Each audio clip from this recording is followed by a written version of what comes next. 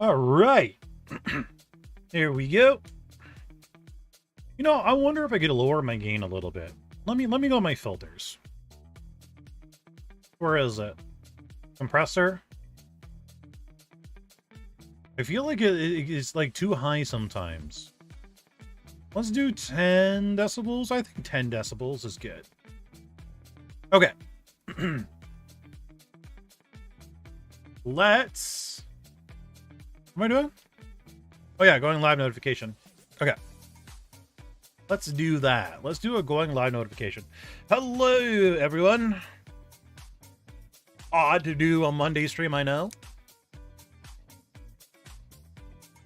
All right. Quick going live notification. Hey, Lawnmower Girl, how you doing?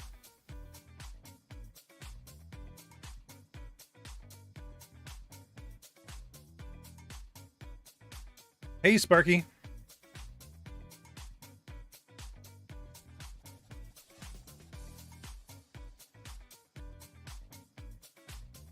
Everyone, we are doing... What are we doing?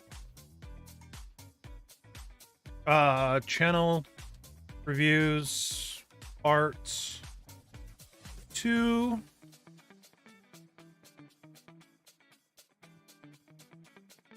Yeah. I think that's pretty much all I got to rate, right? I loved your streams making late dinner, and my videos are getting lots of views since I'm doing new editing. That's awesome, Cosmos. I knew you could do it. Need to eat? No worries, Sparky.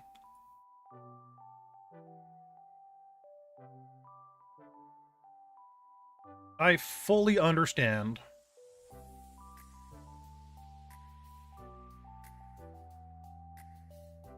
If you guys haven't already, make sure you guys like today's stream. It does actually help with it getting pushed to the algorithm. Onto the YouTube's algorithm, so make sure you guys do that if you can. Or if you don't mind. Okay. So while everybody's piling in, I should get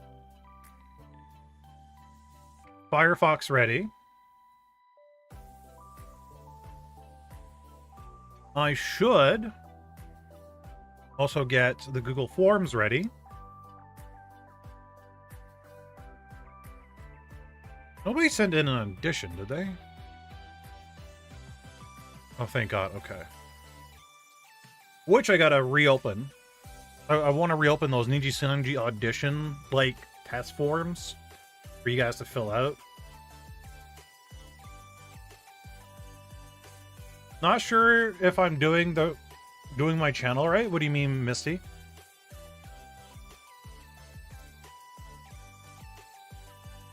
What do you mean you're not sure if you're doing your channel right?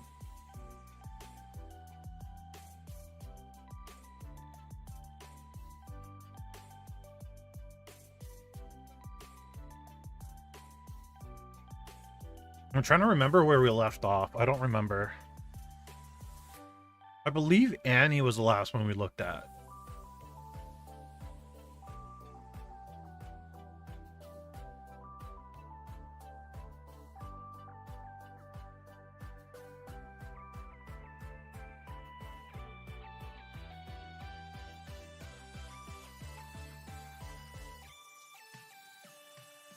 Interesting. Hello, Sakura. How you doing? I'm doing good. Thank you for asking.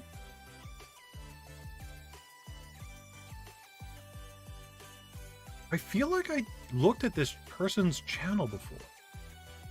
Hey, Techie. Which time zone do I live? Oh, I live in PST. So right now it's 5 p.m. PST. So if it's 2 a.m. where you are, I'm going to assume your England right now is what?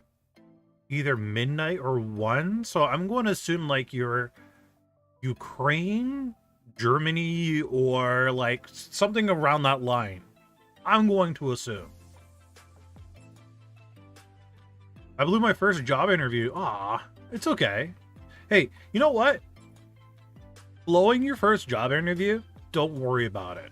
Now you know like what you did wrong.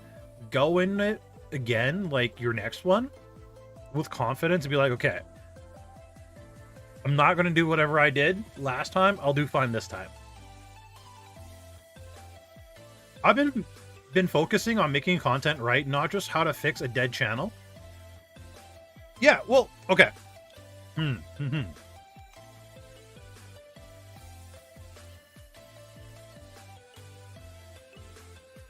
I think we got to think about, like,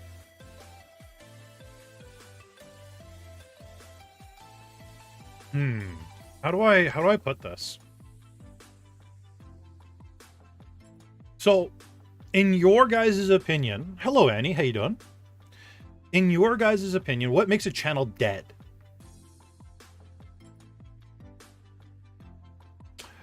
What are your thoughts about Monday's posting?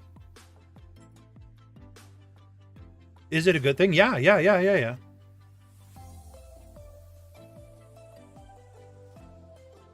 What do you mean, Sakura?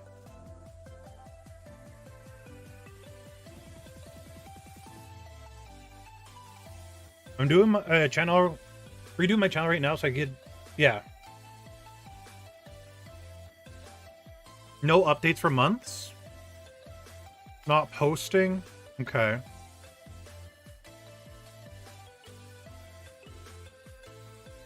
Noticeably lower than average compared to the usual? Interesting. So, okay. So, YouTube metrics. Let's see if I can pull up my metrics for you guys. Maybe no more active viewers or interactions, no more posting, no growth. VTuber Senpai. I forgot my name for like literally 2 seconds there. Monday isn't typically like a bleak day to post.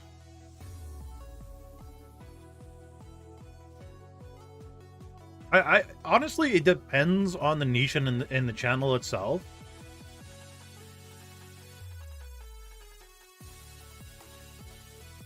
I'm curious, what's everybody else's? Oh my god, everybody's on downward trend. Holy Jesus. Everybody's down. Oh my god, okay. I didn't think it was this bad for everybody. Oh, okay. So, alright, I gotta pause Raylus's music as much as, like, it's great to listen to. Also, you guys should check out Raylus's copyright-free, DMCA-free music. Cat Records by Raylus. Amazing stuff. Hey, hey, Judgmental Cat. Hey, Toby. Hello, everybody. Okay, so, let's swap. So before we take a look at analytics and stuff like that, let's look at some information, or let's write out some things real quick, okay? Let's do that first. So, what makes a channel dead? So you guys have stated things like not posting,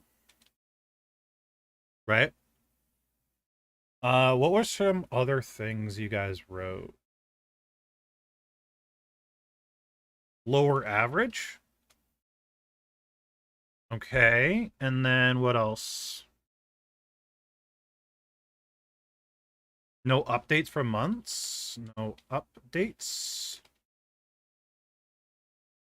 for months. No audience. Okay. Now that you guys have kind of like listed out some of the things,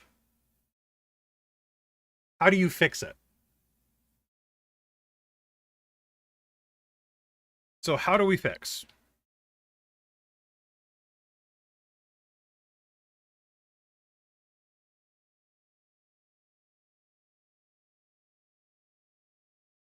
Try new things? Okay, sure. Yeah. Try new things. What else?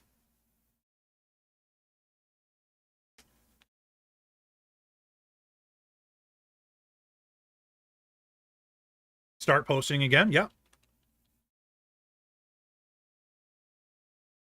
And try to improve with every video. Fantastic.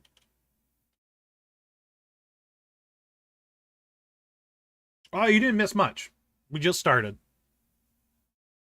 Look at like-minded channels. Okay. Better thumbnails. Sure. Okay. So we got some things that make a channel what you guys think is dead. We have things that that could fix it. Yeah, yoink and twist. You guys hear me talk about yoink and twist. I'm glad you mentioned that.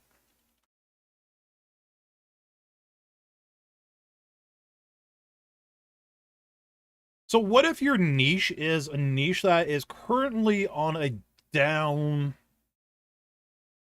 scale, down trajectory? For example, I'm going to show you guys some numbers. So you guys know me, VTuber Senpai, all that fun jazz. Right now, the VTubing niche is actually on a drastic downscale of interest. There isn't a lot of people actually looking into VTubing. Not many people are looking into how to be a VTuber compared to like even 6 months ago or even a year ago, right? So very recently, VTubing kind of like, for the most part, a lot of people lost interest. It kind of died, right? There's still a lot of a lot of VTubers and so on and so forth, but there isn't that many people actually trying to get into VTubing and like look up tutorials and so on and so forth. So this is a prime example, right? My daily averages right now is 7. But if you guys look at total subscribers weekly, you know, I had some months that were 400, 200, 100, tons and tons and tons and tons and tons. Yeah, exactly. Annie, the hype died down. Yes, absolutely. And we can see that reflect. So remember how I always talk to you guys about how things in no matter what niche you're in goes in a wave, right? So we got up, up, up, up, up, up, and we're going down, but we got a wave up, and then we're going down, and we got a wave up, and we're going down, and we got a little bit of stabilization going on right now, right? So that's the thing about niches in general. There's always a wave out of up and down. And I'm not the only one really experiencing this thing. So another person that we had on the stream Friday, Sapphire, is also going through something very, very similar, right? Up, down, a little bit of ups, a little downs, a little bit of ups, a little bit downs, so on and so forth. Right? Let's do another one, right? Rayless. We all know Rayless. Up, down, up, down, up, down. So this is actually a very normal thing that happens in the YouTube space, not just VTubing space, but the YouTube space. So one thing you guys got to think about, and I'm just going to use VTubing, the niche in general, as my example because it's the niche that I'm in, is what can you do to innovate and make your content interesting for new people and old people alike. This website's called Social Blade, right? So what can VTuber Senpai do to make things a little bit more interesting, to get more people to watch and so on and so forth? Maybe I could do dedicated videos on deep dives, right? I could also do newer and better tutorials on maybe not necessarily software or only software, but new tech for VTubing. And there is so much tech that I could introduce you guys to that we could literally use for VTubing, right? But not only that, I could think outside the box, right? I could try to make my content appealing to non-VTubers. And this is kind of like the path I'm going to try to go down, is people that aren't into VTubing, that never met me in their life, that never seen any of my videos, who barely know what VTubing is. How can I get them to watch? Because that's how you grow a community, is by pulling in people that typically wouldn't normally watch your content, but watching your content. If that makes sense. So that's something you guys got to really think about for yourself. If you feel that your channel is dead, what can you do to pull people in, right? Also, a lot of you guys suffer, and I'm glad I was able to do that, Annie. What a lot of you guys suffer from is not knowing what your purpose is, or not knowing what you want to do, right? So a lot of you guys don't have a niche, and two, you guys don't have a focus. Look at all the successful VTubers that aren't always on Twitch, but they are on YouTube. They all have something in common, where they focus on particular topics, and that's why they grow a lot quicker than other people. They're known for something. So when you come to VTuber Senpai, you know what you're going to get from VTuber Senpai every time you look me up. If you go to Rayless, you know when you go to Rayless, you're going to get something about VTubing lore. When you go to Sapphire, you know when you go to Sapphire, you get something that's related to art, right? Same thing if you go to PewDiePie. Same thing if you go to Annie's channel. Same thing if you go to Licorice or Iron Mouse even, right? They're all known for something. So what are you known for? That's what you have to you guys have to develop. And like I've mentioned in so many streams in the past, doing video games and playing like Pokemon, then playing Zelda, and then playing this, and then playing that, you're not known for that. You're only known for playing random games. That's you and like the 50 million other streamers out there. Not 50 million, 50,000 at least, right? That are out there just playing random games. You got to be known for something. Are you going to be known to like play Elder Scrolls? Right?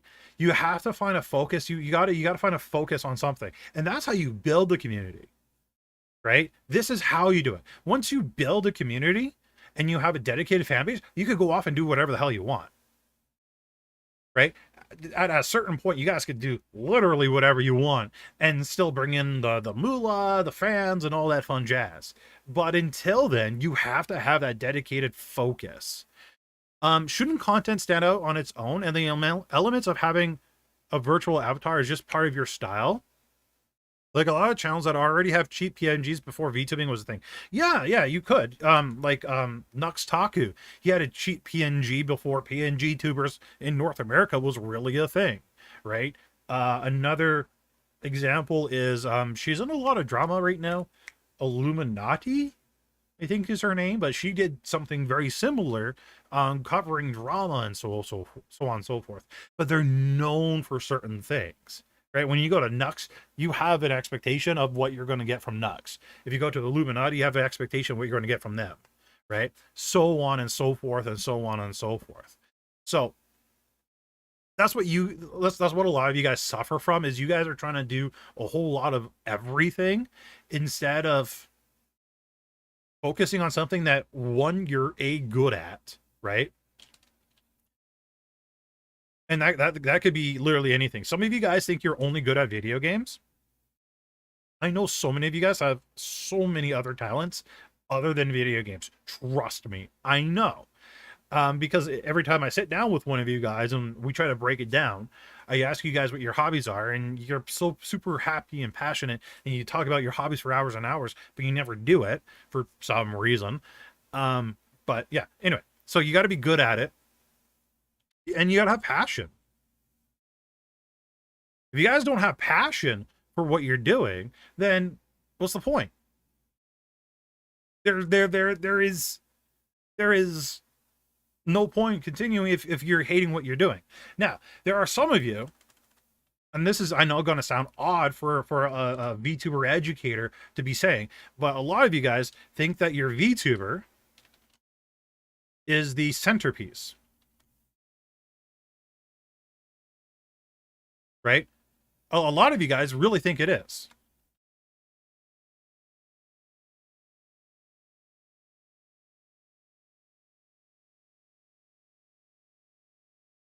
I'm dumb.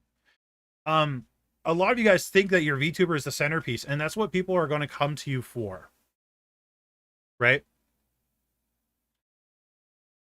At the end of the day, does a model help?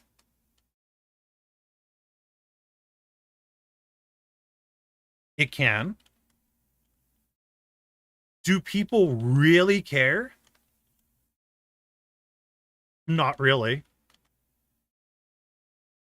What people really care about when they watch your videos is the entertainment value or educational value they get out of it.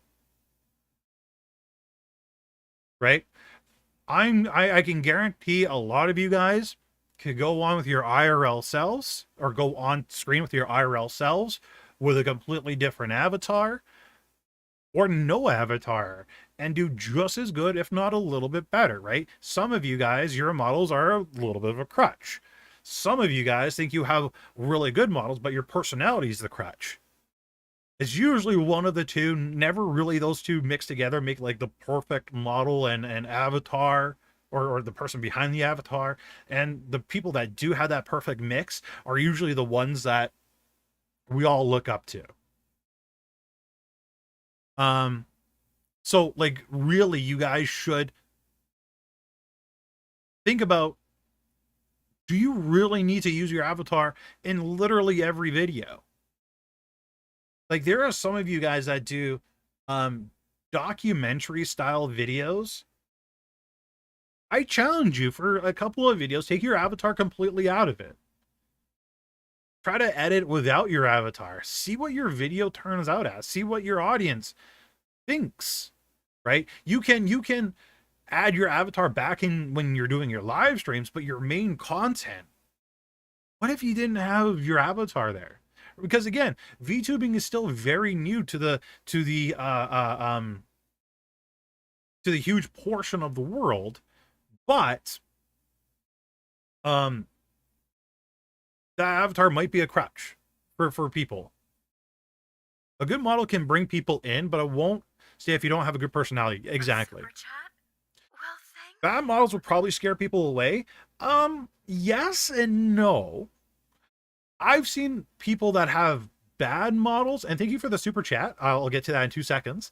I've seen people with bad models, not very good models, actually bring in a decent audience because the content that they were throwing out there was very informative, very good, and had a nice had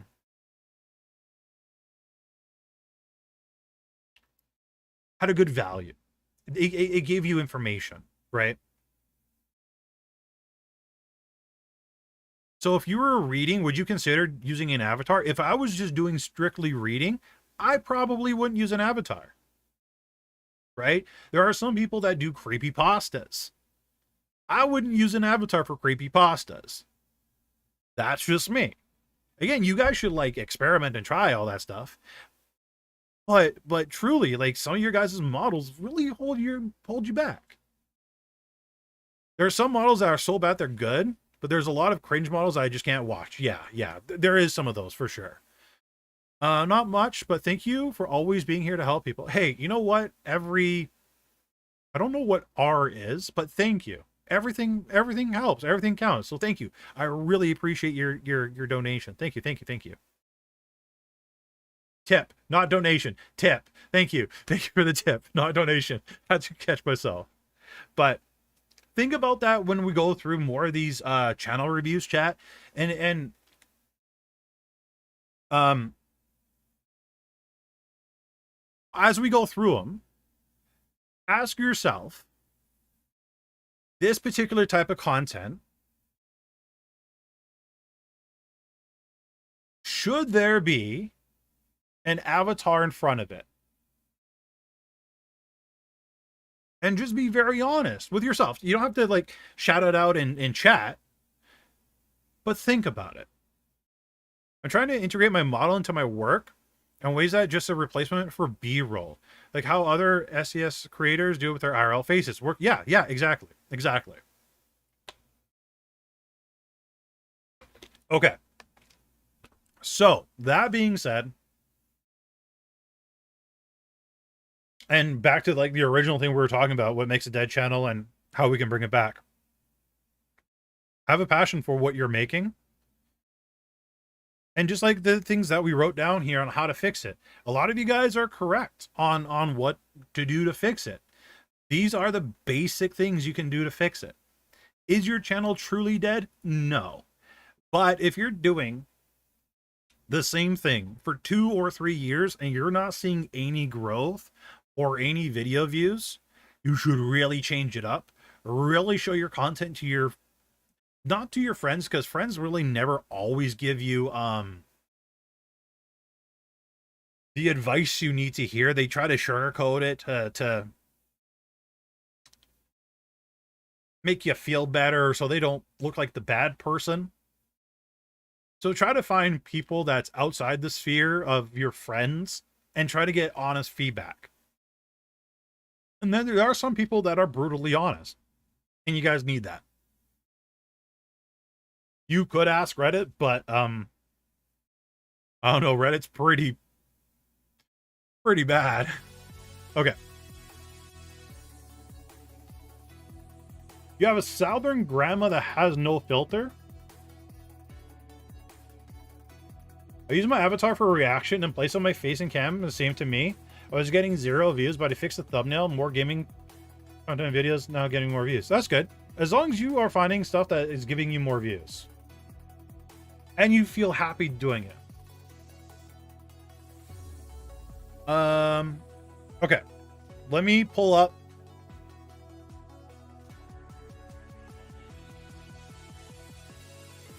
Wait, I started the music. Why did I do that? Okay.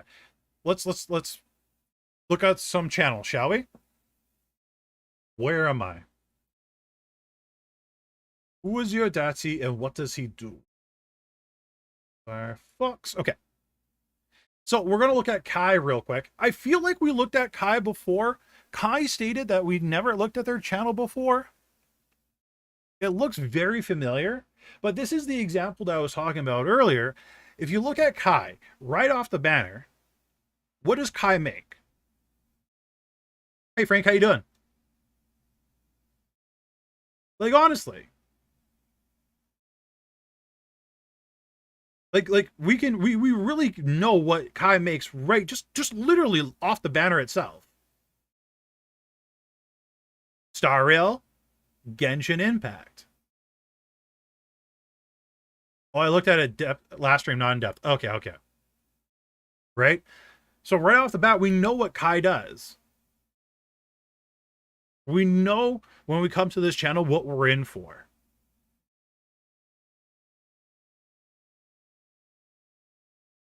One thing you guys can avoid is channel updates. Unless you have like a super dedicated fan base, you guys could generally skip channel updates. Don't worry about that kind of thing. Probably every 1,000 subscribers, you guys could probably do something like that and poll your audience, see where you guys want to go. Fixing things, you advice from last channel reviews. No worries. I'm so glad you're doing it. Relax. Good. So since we looked at Kai, I'm not going to go into Kai any further. But again, right off the bat, we know what Kai is about.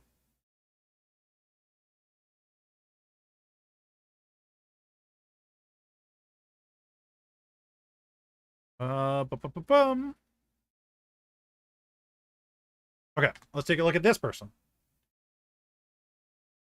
Wait, how many people did we look at last channel? Or wait, I thought we just looked at this person too. Let me skip like midway.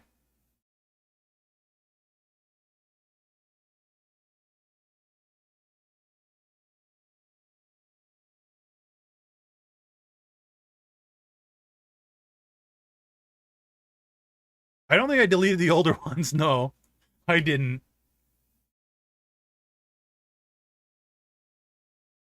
Okay, so this particular person also stated they never submitted before, but we have seen you. I really just needed to delete this. But take a look at this one, right? So remember last channel review, how we looked at this particular person and we were mentioning that there was just way too much pink? Isn't this so much better? Oh my God. Thank you guys for like, for taking the advice and just fixing stuff. Oh my God, this is night and freaking day. Way, way better. Oh my God, yes. Good job. Now they can make a video on how they updated their banner. Right? That's an awesome video idea for you, is how you updated your banner. Who was the last person we looked at?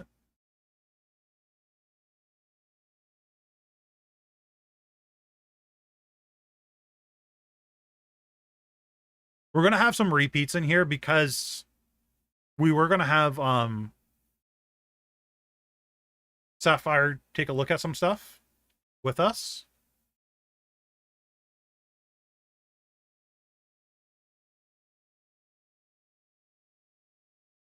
Still working on a good design. It can take some time, that's for sure.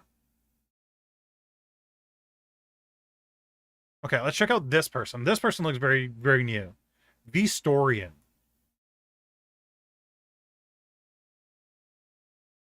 Okay. This is interesting. So they look like a... I don't know what uniform that is. Anybody know what that uniform is? Military? But no banner. Right? So for Vstorian, let's break this down, chat. Let's help out Vstorian. So Vstorian, if you're watching, we're going to help you a bit. Let me pull up the whiteboard. Field Marshal? Ah, okay. So right off the bat, what's the first thing that we saw for Vstorian?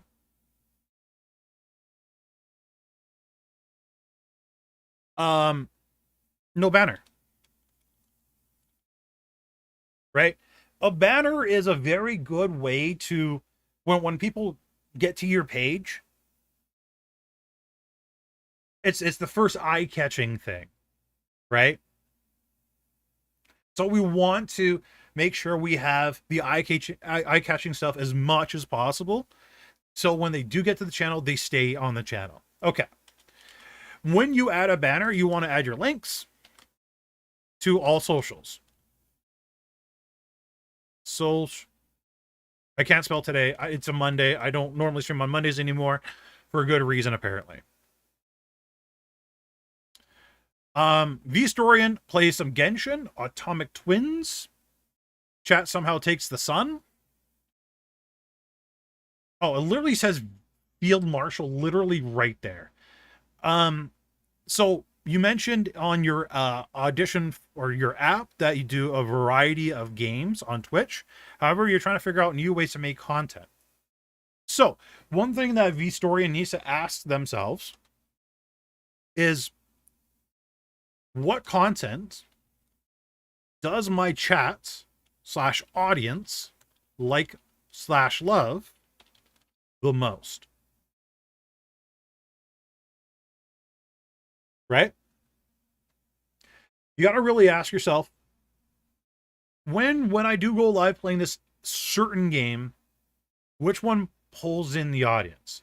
Not only that, out of all the games, which one can I stream day in, day out, nonstop? Because of unfortunately, being a variety streamer nowadays is actually very, very, very hard because everybody's doing it. And one thing that you guys don't see is Twitch viewers are usually more loyal to the game category than the streamer, until they develop a connection with that streamer. And that's what we call a true fan. So I know some of you guys want to do variety content right now, but you guys will be pushing a boulder up a hill. And by boulder, I mean like that boulder from Indiana Jones. And you gotta pray you don't slip, you don't trip, and you don't fall, because that boulder is just going to roll all over you. So try to find a game that you're very passionate about. So you would say Hearts of Iron, right? Try making dedicated content for Hearts of Iron. Or do you have any other hobbies, or are you better at reacting, or so on and so forth, right? Those are things you got to really ask yourself. But for the most part on Twitch, until you are one of the bigger streamers, you can't really do a lot of different stuff. You kind of need to like stick to, I want to say 1 to 3 games max. Because as I was talking about before, you guys got to ask yourself, what am I known for? So Vstorian,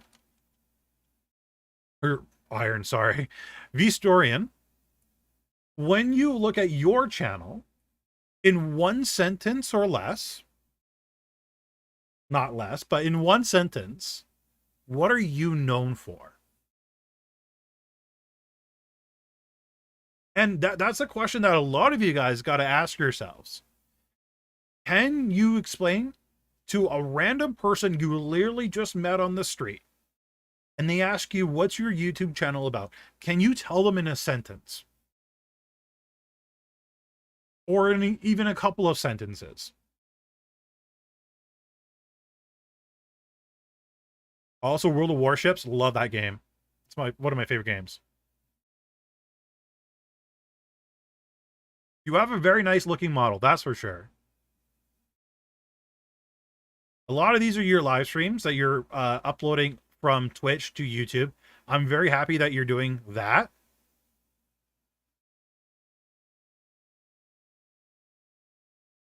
You do a lot of war games. So you're known for war games is what you would probably say, right? So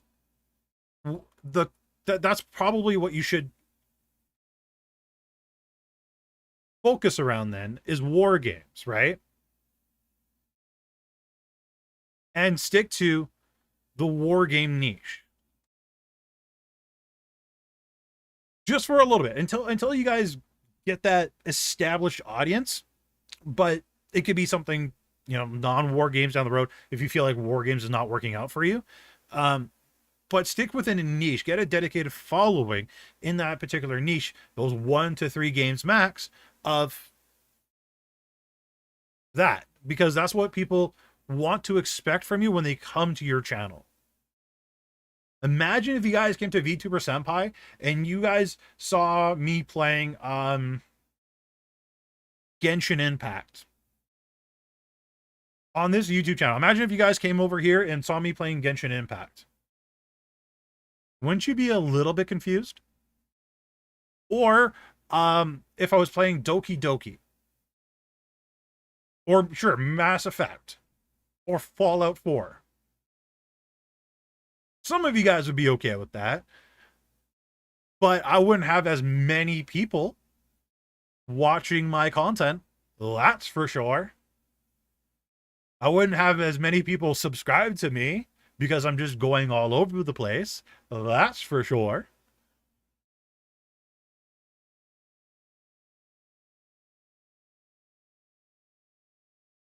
How long? Realistically, 3 months to 1 year. A lot of you guys have heard Rayless and I talk about this on stream in the past, or maybe not a lot of you guys, because a lot of you guys are still new. But Rayless and I actually talked about this quite a bit on stream in the past, where YouTube took roughly 6 months to a year to figure out what our channels were and to suggest our content to the right audience. So when your guys' channels are new, they're just going to send your content off to random people all over YouTube. Some people in the knitting sphere might click on your video, watch for 2 seconds, then click away.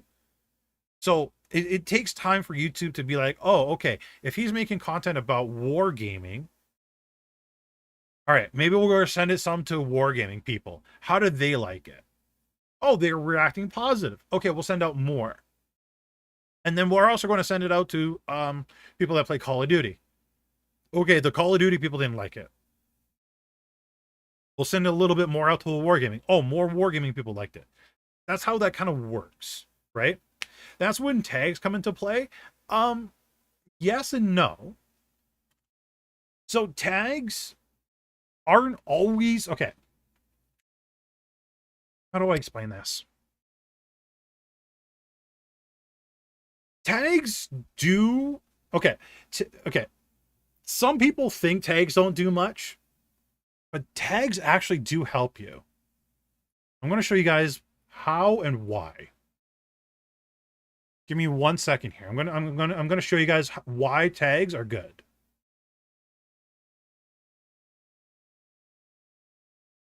I just got to pull up an example.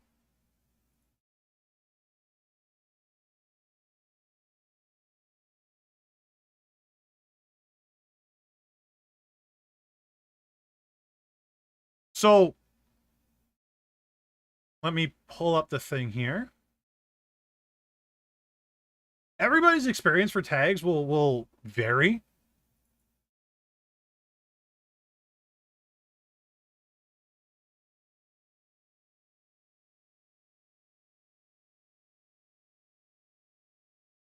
Okay. So this is my VTube 2023 tutorial.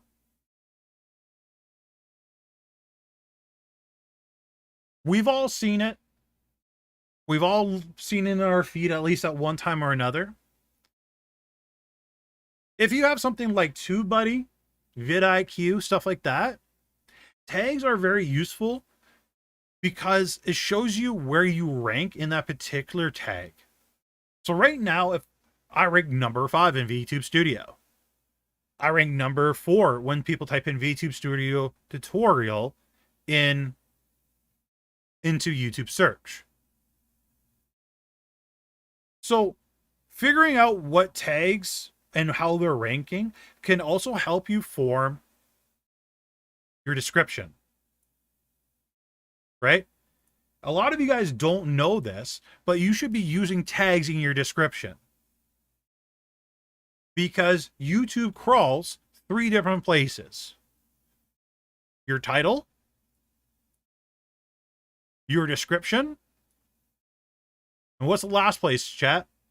What's the last one? Does anybody know where the last place where YouTube searches for keywords, for tags? Later, Zyke. Thank you so much for coming by. I appreciate it. Have a great night.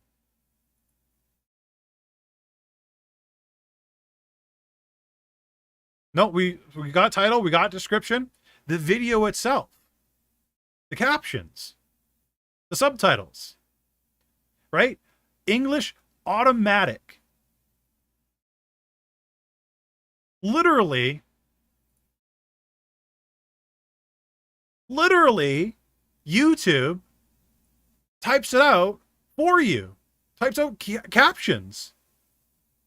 This is literally the entire script of my video right here. I didn't have to type it. So saying certain keywords in your video from time to time, like for example, in this video, I mentioned VTube Studio.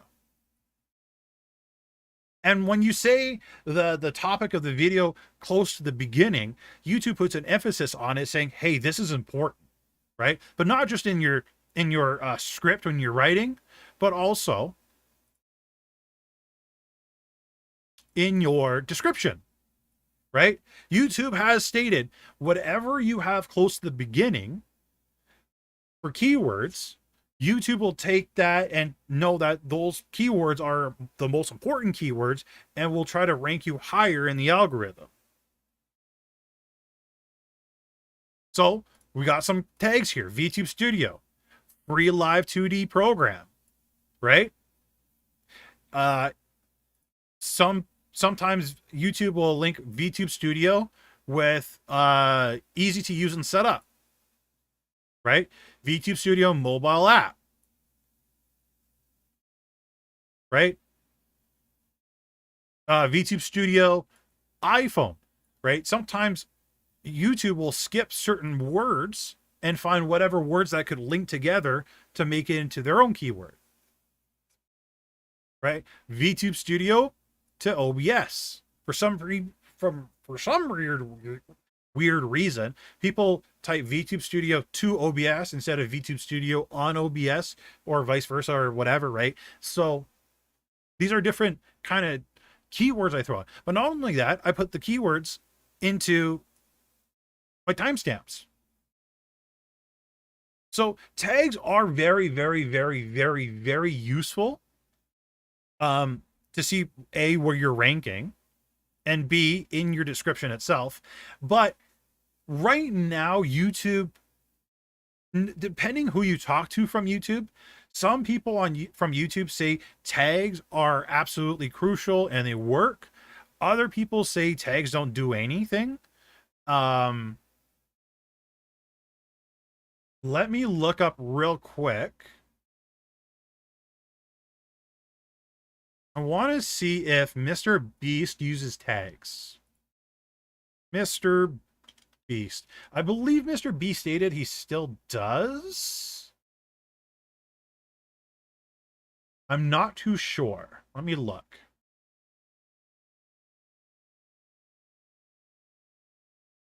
It's loading. Give me a second, chat. It's loading. Okay, so his latest video doesn't use tags. Let's see if another video does. Come on, buddy, load up. Okay, so Mr. Beast doesn't use tags. What's another big streamer that is out there, chat?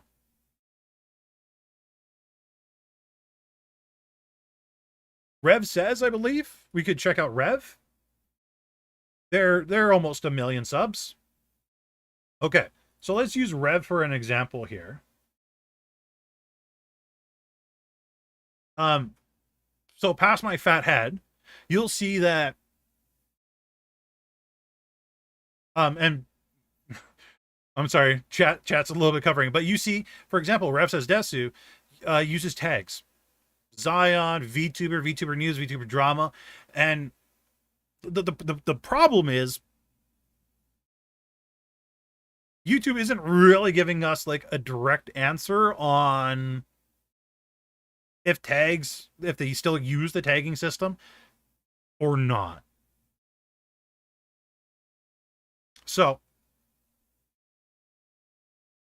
what I suggest is honestly experiment, right?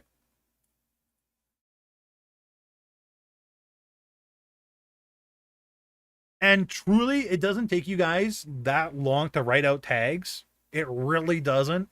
So spend maybe, I don't know, 2, 3, 4, 5 minutes of your time just writing out some tags.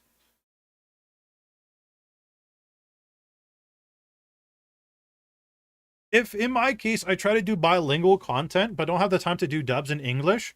search for automatic translator or using the YouTube one is a good idea. I would just use the YouTube one. YouTube will auto translate your videos into the appropriate languages. Like, for example, I know some of my videos get auto translated to Russian. Some other ones have been auto translated into Italian. So YouTube does, it won't be 100% accurate, but nothing ever is. Is the stream buffering for anybody else, or is it just Annie?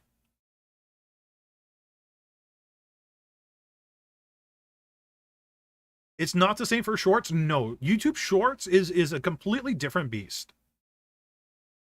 So unfortunately, YouTube Shorts is from my understanding, because I'm not, this is more of a Rayless question than a Senpai question, because Rayless really knows YouTube tags better than I do. Or sorry, YouTube Shorts better than I do. As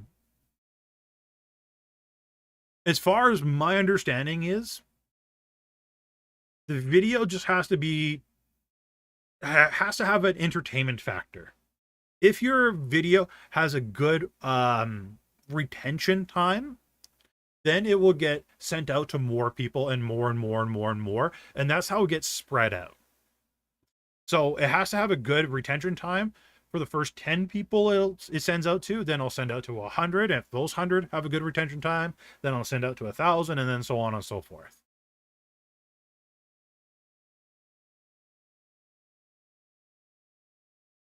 But it's very minuscule level. Like the other day, I was looking at very specific things that usually found small parts of videos and came up and searched because of tags. Oh, there you go. Quiet Cat found a video because of tags. Should we focus on shorts or long form videos?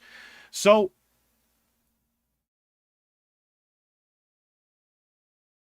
before, I used to harp to you guys to do long form videos, right? Evergreen. I think evergreen is one of the best ways to grow. Long term. That's what I think. But a lot of you guys, and I mean a lot of you guys, I want to say 95% of creators struggle making long form content. A lot of you guys do. A lot of you guys suffer. And struggle making videos longer than 5 minutes. So that being said, a lot of you newbies out there, I'm going to suggest start with making short form content, aka shorts. Get used to making those, right?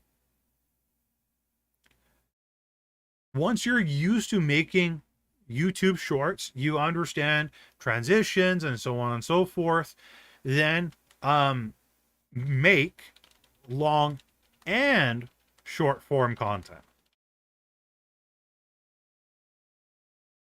You really should make both. But you guys that are brand new, start with short form, work your way into the long form. Okay, so back to the gentleman we were talking about, Vistorian.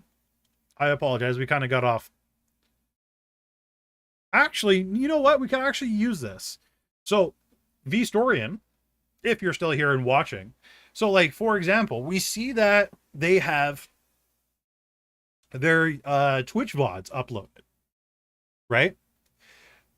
I'm sure Vistorian could find funny moments or educational moments or fail moments, stuff like that, and put them into short form content for the YouTube Shorts algorithm, which it looks like they have 1.6, 1.1, 1.8, right? So some of their videos is actually getting views, but consider editing down some of these videos, making them into small little series. That could be your long form content, kind of like Ludwig does with the Yoink and Twist, And then you could use whatever funny moments from your live stream, usually the clipped stuff that your chat will clip for you, and use that as your shorts and TikToks. So that would be my suggestion. That being said, one thing I do want to check out. So they have their links for their Twitch, their Twitter, and their TikTok in the description. But you guys should have a filled out description, right? Field Marshal VTuber plays the hot robot game. What's the hot robot game? How does YouTube know to ship this video out to the right audience, right? So Atomic Heart. Best thing for you to do, we're going to go here. We're going to type in Atomic Heart playthrough. I don't think you need a separate VODs channel. I think you could do it all in one channel. But take a look at people that are uploading Atomic Heart content. What do they all have in common? Can anybody see what they all have in common in their title?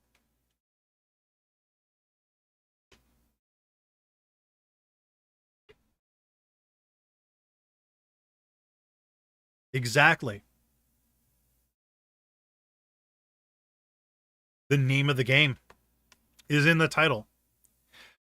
But that's not only it, chat. Where is the name of the game in the title? Where is it, chat? Where's the name of the game in the title? Beginning. Yes. Can you guys see this? Can you guys see this? You guys, this is the description right here. You guys see that description? What's in the description?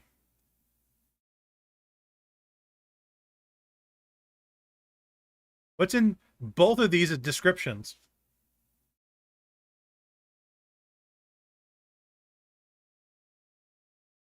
Yes.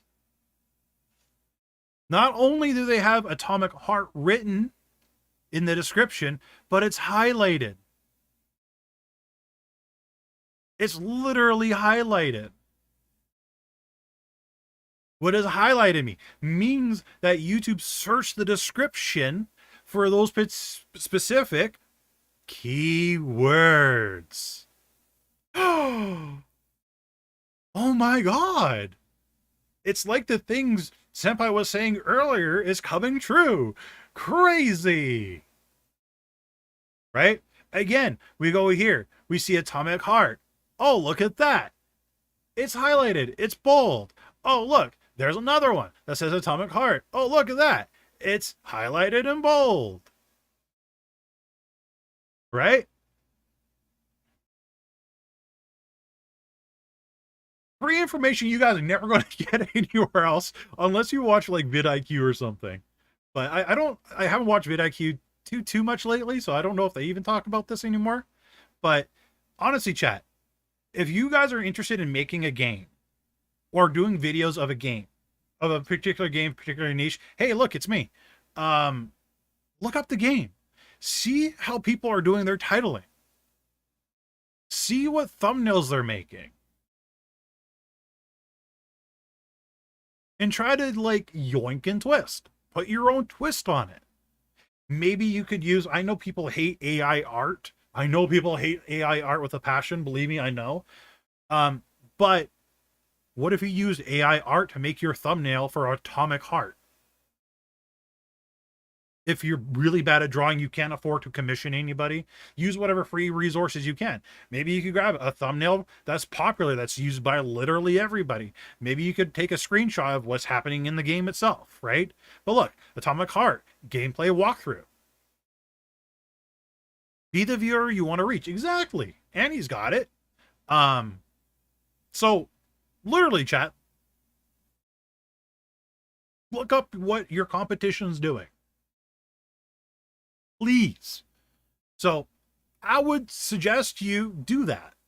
Not only that, I would also suggest that you put your after you're done putting like probably 2-3 sentences, do a paragraph of a description, put your socials in a pinned comment as well.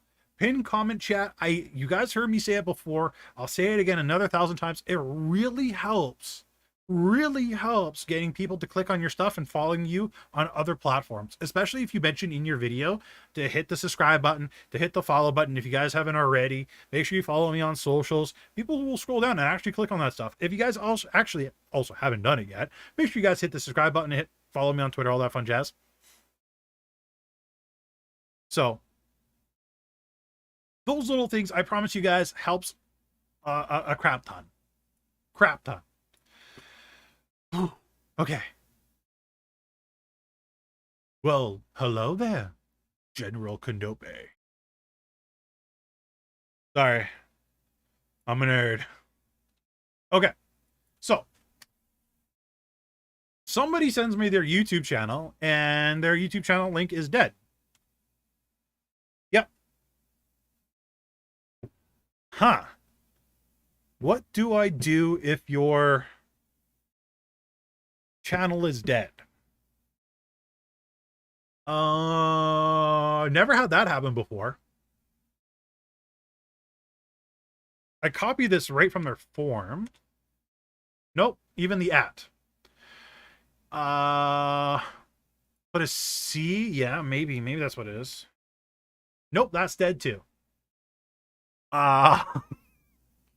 Okay, maybe we can find them through their Twitter. Okay. Okay. Maybe they have a link to their YouTube in their Twitter.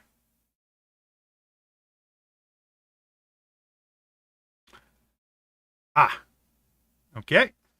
So, chat, we're going to go on a little bit of a tangent right now. Chat. So look at this handsome fellow right here. This guy right here. VTuber Senpai. Right? Amazing. Gorgeous looking. Fantastic. Great hair, I might add. Really nice voice. What you guys should do and consider doing is making yourself a link tree. Okay? Literally, before you guys, like, okay, I'm going to get hate. I don't care. I truly don't care. This is one thing that small VTubers do, and it's mostly small VTubers that do this, that absolutely pisses me off. But you guys will link your artists, your dog, your cat.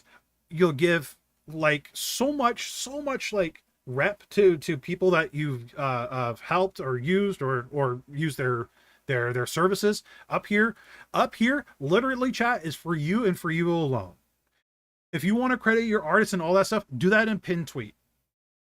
Okay, pin tweet, that's where you credit your artists. All this stuff up here, unless you are a very large and successful VTuber that has an ever-growing audience because you have a YouTube channel, all that fun jazz, sure, then you could do that then. But when you guys are small and trying to grow an audience and building your brand and all that fun jazz, literally make this just for you and you alone. And again, pin tweet for everything else. But make a card, make a link tree, literally have everything on here. Your merch store, your YouTube channel, your Twitter, your Patreon, your Instagram, which I totally forgot to add on here, your Discord link, all your links onto this one website, which is free, by the way, costs you literally nothing at the end of the day. Just put it here. So when Senpai is doing a channel review for you, I can click it and I can see your Ko-Fi, I can see your YouTube, I can see your Twitter, I can see everything else. And then it's easy for your audience to go and see everything. So, hopefully it's on your Ko-Fi.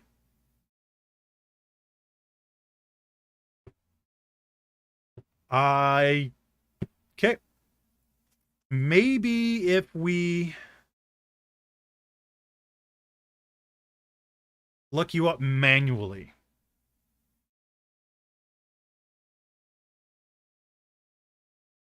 Ah, okay. Okay. What is okay, okay. So their YouTube channel is 2374 on the end of that. Oh, it was there? Oh, well, okay. I'm blind.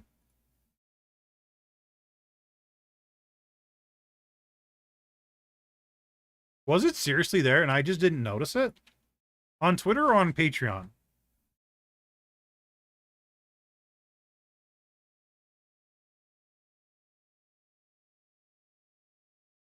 Oh, it was on Ko-fi? But see how many clicks that is, chat?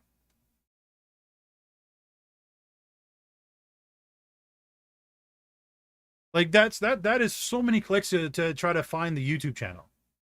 Shouldn't be that bad. Shouldn't be that many. Make it easy. You know what people are? People are lazy.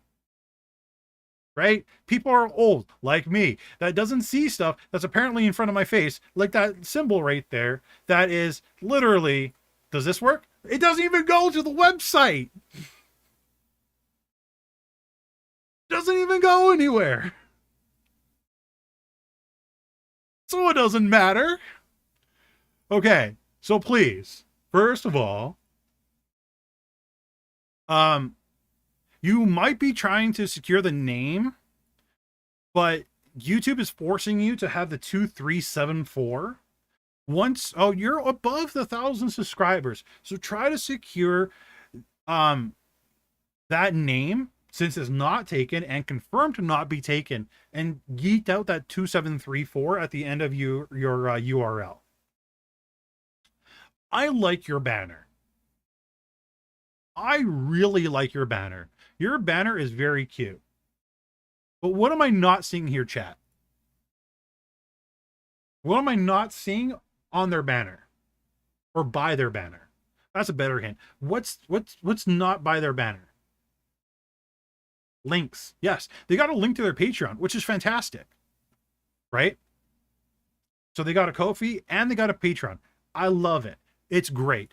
But humans are the laziest species on the planet. We are so lazy that if we don't see socials that we want to see, we just, oh, okay, and then move on, right? We go complete Dumbo. So please, please, please, please, please have your links there. Have your links there. Okay. Now, what are they known for? So they got a cool compilation video going. They got raging at this game, losing our minds at Uno. So they're playing Jump King, Uno, Dinosaurs of the Bees. So again, we have another variety streamer. Their thumbnails, though, have greatly improved. I really like how their thumbnails went from this a year ago, 2 years ago, to like, oh my God. So that being said, their old content has tons of views. Like tons of views. 38,000 there, 12,000 there, right? They did a lot of animation stuff. A lot of animation, which probably takes a lot of time. So they went from animation to gaming. And when we go from the animation side of things, we see that there's a massive drop when they go to the gaming side of things, right? 22, 49, so on and so forth. So, hello, Vessa, how you doing? So this is one thing I'm going to suggest to you guys, right? So this person, right here.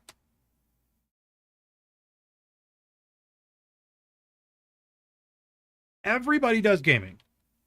Everybody does gaming, right? I personally haven't seen that many people do animation, right? I think it would be interesting to see a VTuber do animation. I know Nixie does. Now I'm thinking about it, as you say it as well. But everybody and their mom, Goldfish, and everything does gaming. Your stuff had a lot more views when you're doing animation. Now, it might take more time, but one thing I would suggest is maybe doing live streams or even YouTube tutorial videos on animation, right? Allow your chat to follow the journey with you on animating a small video. And you know what you could do? Honestly, you could animate a VTuber's lore. Ride the coattails a little bit, right? Animate 30 seconds of VTuber's animation of Iron Mouse or somebody from Hololive or somebody from Niji Sanji, right? Somebody popular, one of the big people, and animate that. Show us the process. Show us what to do. What does it take? Because when I think of animation, I think of like, and this is going to date me a little bit here. I think of like people drawing it out on like a pad and whatnot, and then like flipping from page to page, drawing out the exact same scene over and over and over and over and over and over, and so on and so forth, right? That's how I see animation. It could be way different than that. I have no idea. Show us the process. Show us what it's like, right? If you don't want to do animation anymore, totally okay. But like I stated earlier in the stream, variety content isn't doing as good as people think it does when you're small. When you're larger, again, there's always exceptions to the rule. But try to find like a game or a niche that you're going to be known for if you don't want to be known as the animator. So what game are you passionate about? What genre of game are you passionate about that you can stick with? That's what I would suggest. I love your banner. Please add some links. Let's check real quick their description. So they got some of their links in the description. So right here, this is another thing I want to talk to you guys about. Indie VTuber, EN VTuber. What happens if we click on EN VTuber on Twitter? This is the exact same that happens when you have EN VTuber on Twitch.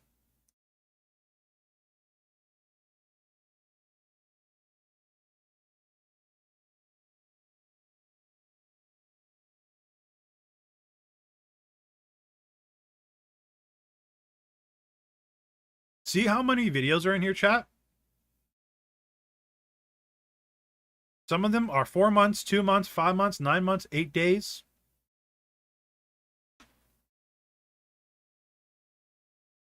See the thousands of people using EN VTuber hashtag on YouTube. So when you guys are playing a game or making content for a piece of software or doing like for example an animated lore video for VShojo or Hololive or whomever, make sure you use a hashtag on YouTube that is not, that doesn't have that much competition, right? Again, if we go to Indie VTuber, look at like all the YouTube shorts here. There's so much of short, so much, very little videos by the looks of it. There are some videos that are here and there. So you guys aren't really helping yourselves when you're using hashtags that are being used by literally everybody or spammed by the same person 50 billion times. So don't use your own hashtags because you're not established yet. But find hashtags that are not used as much, that's very specific to the content you're making. Okay? Okay. Should we use VTuber hashtag? No. Never. Never, ever, ever, ever, ever, ever, ever. So a lot of you guys are new. We're going to do this discussion real quick. Hashtag VTuber. Hashtag VTuber. Hashtag VTuber uprising, etc. When should you guys use these hashtags? Oh, and hashtag VTuber is a very popular one. When should you guys use these hashtags? On Twitter? On TikTok? On Insta? On YouTube? When do we use them?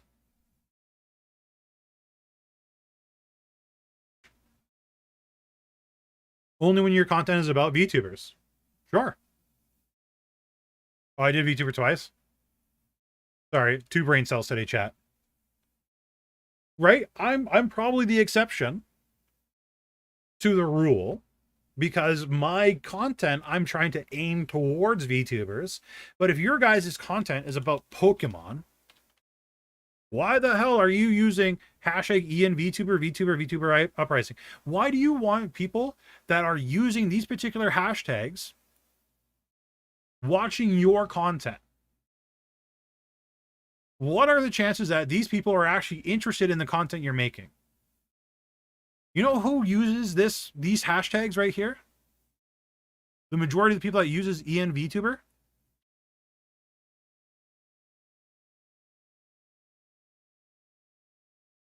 I'm going to show you guys.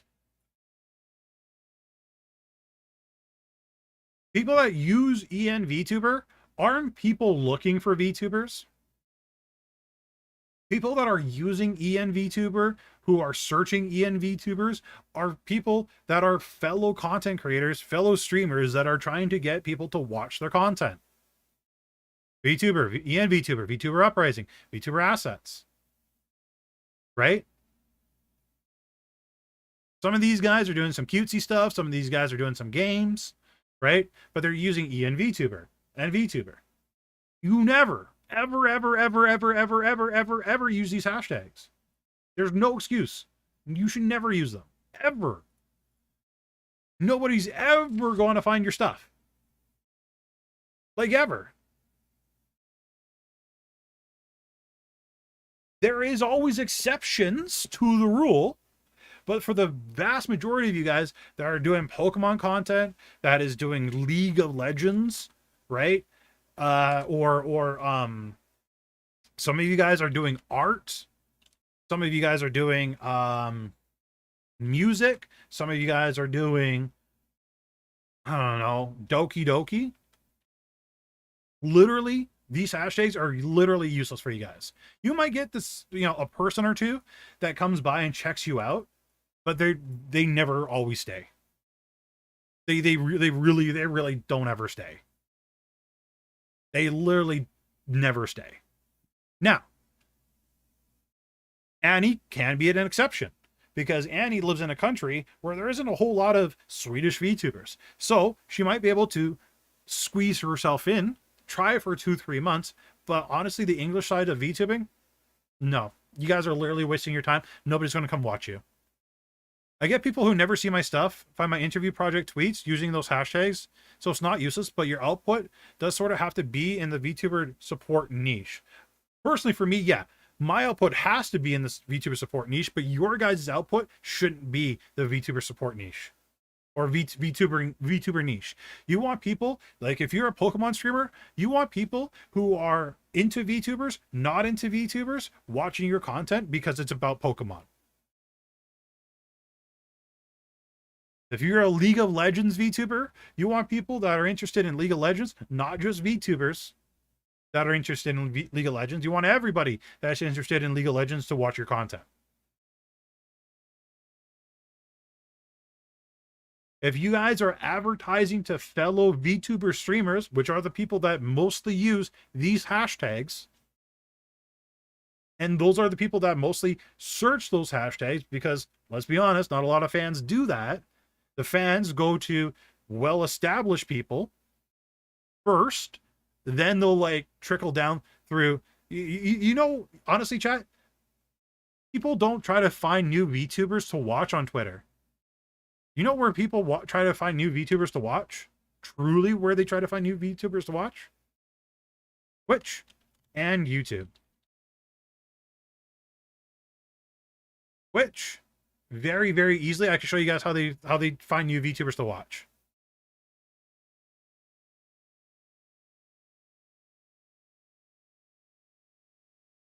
It's so crazy simple. You guys are gonna be mind blown. They go to whatever category, and they're gonna be like, okay, here, I'm gonna click on here, and usually the top 3 rows is where they're gonna find a new VTuber to watch. Or they use the tag VTuber.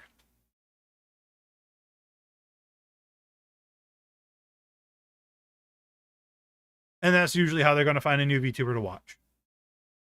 Very rarely are they going to search on Twitter. Licorice is probably somebody that is an exempted example, because your content is very focused around VTubers and so on and so forth. So you can appeal a little bit to that audience, but you should really appeal to the vast of just literally everybody as well.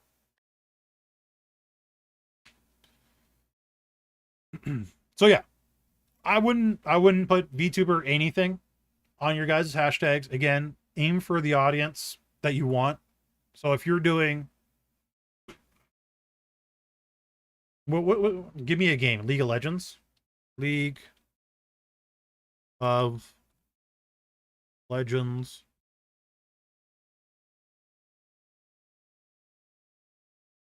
Right?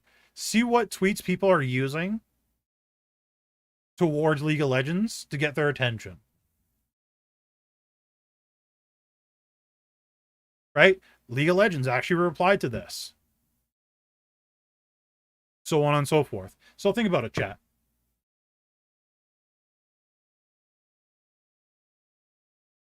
Okay, what do you think about the efficiency of using actual hashtags on Twitter?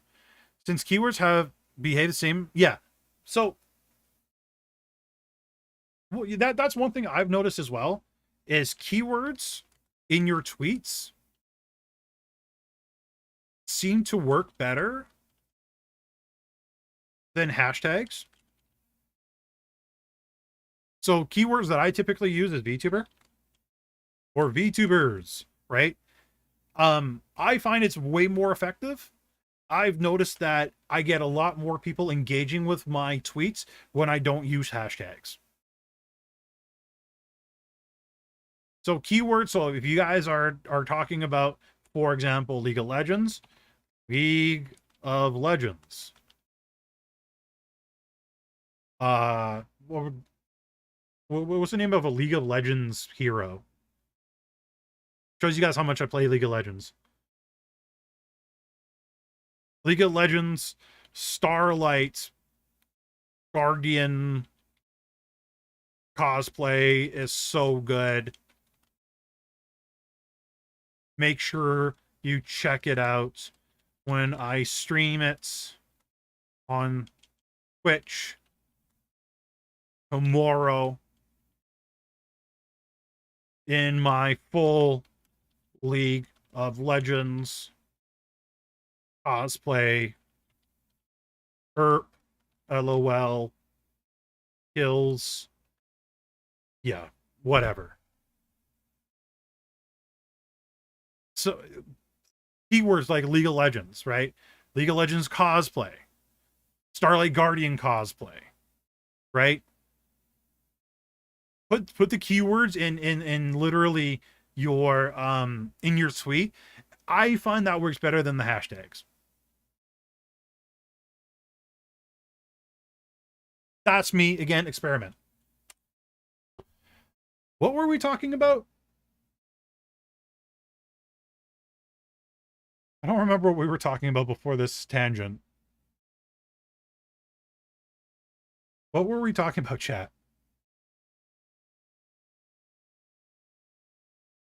Seriously, I saw like a laser on the ground and like my brain started to chase it. I don't remember what we were just talking about.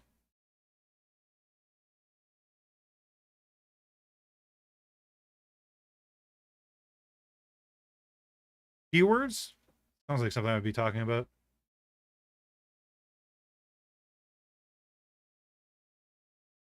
Just going to check out maybe one more channel here. And then, yeah, for sure, go to the washroom. Please. Okay, so let's check out one more channel. NHS Gaming. So, right off the bat, what do you guys think about NHS's banner?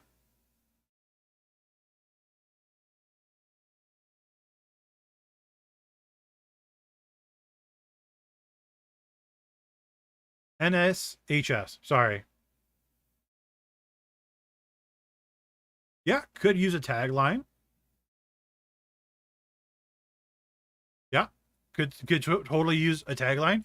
Maybe if they do a tagline, for example, maybe do a tagline talking about what they do, the content they make. I personally don't mind this banner. I kind of like the banner. Some of you guys say it hurts your eyes. It's hard on your eyes. So that's something that NSHS could talk to fellow friends, get some feedback, be like, hey, what do you guys think about my banner? Right? So that's good. I personally like the banner. They got their links on the bottom right. I'm happy with that. That's fantastic. They got a gaming trailer, a channel trailer. I haven't seen a lot of you guys do this. Channel trailers.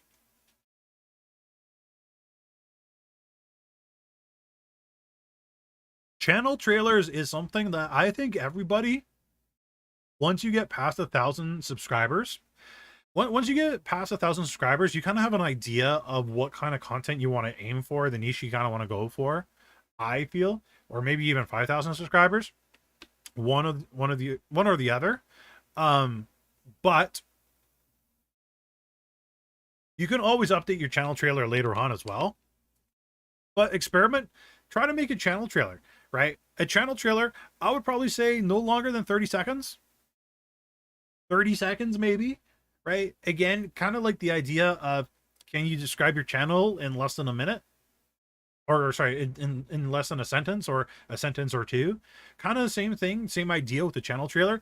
30 seconds, describe what your channel is about, talk about what your channel is about. Yeah, the autoplay isn't annoying. It can be, absolutely, but it can be a good hook if you do it well enough for people to latch onto your content. So if we take a look at their content, we see that they have, you know, honestly, I kind of don't mind the thumbnails. So this is 1 year ago. So this is their older content. So they did some VTubing stuff a year ago, 2 years ago. So they mostly, it looks like they mostly focus on Roblox. So if we go to Roblox,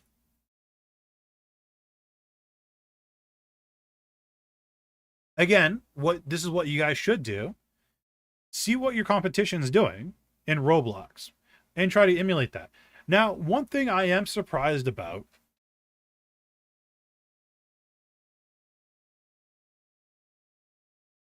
like Roblox right here. What are you guys talking about? Roblox. I'm literally reading Roblox right here. You guys, your eyes are, you guys are old. Your eyes are going. Okay. Yeah. Roblox right there. Roblox. Roblox. What are you guys going on about? 1, 2, 3, 4 videos on Roblox. Sure, there's some Minecraft here. Okay, mainly Minecraft. I'm sorry. Okay, Minecraft. All right, so if we go to Minecraft, the thumbnails are similar to Roblox thumbnails for the most part, right? Which surprises me a little bit.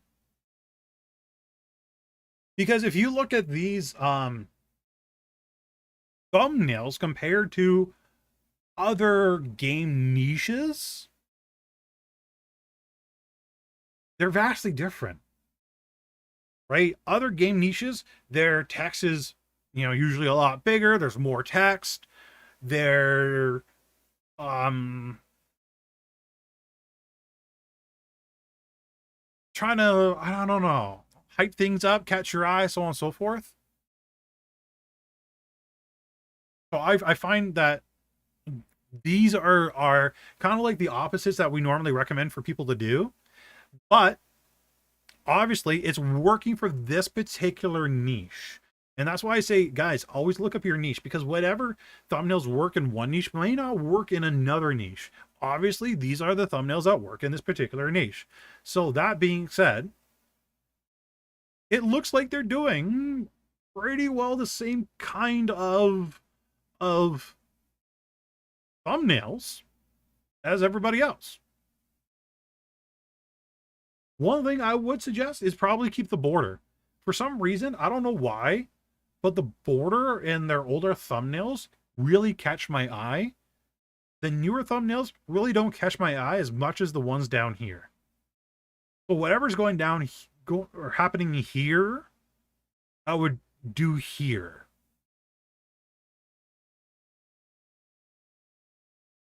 They're doing shorts. They're also doing live streams about a month ago. So, will text help them out on the thumbnails?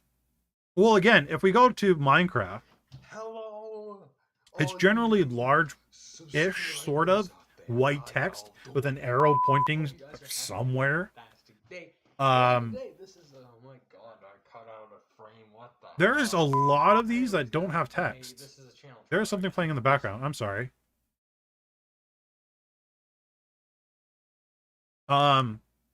So honestly, yeah, it was the trailer that was playing. Yeah, like look at this chat. Like look at how many don't have text. I want to say what, 50%? Headphones? No. I was actually able to fix the pair of headphones. My headphones turn off when there's no audio playing for like 2 minutes. So I didn't hear it. I apologize. Thank you guys for calling it out. I appreciate it. But yeah, honestly, yeah, it's about 50-50. So if they do 50-50, pretty well the average, I would say make more of these than these. That's for sure. Okay, chat. I think we're going to call it there for channel reviews.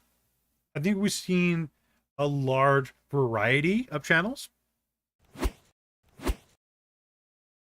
Whoops. I want to play Rayless's music. There we go.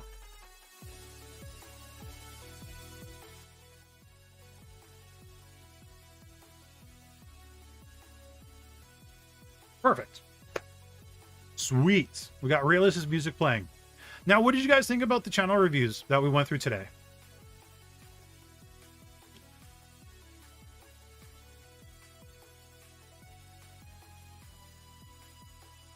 You guys got to see a wide variety of different channels. Remember, chat, I want you guys, and this could be a homework for some of you.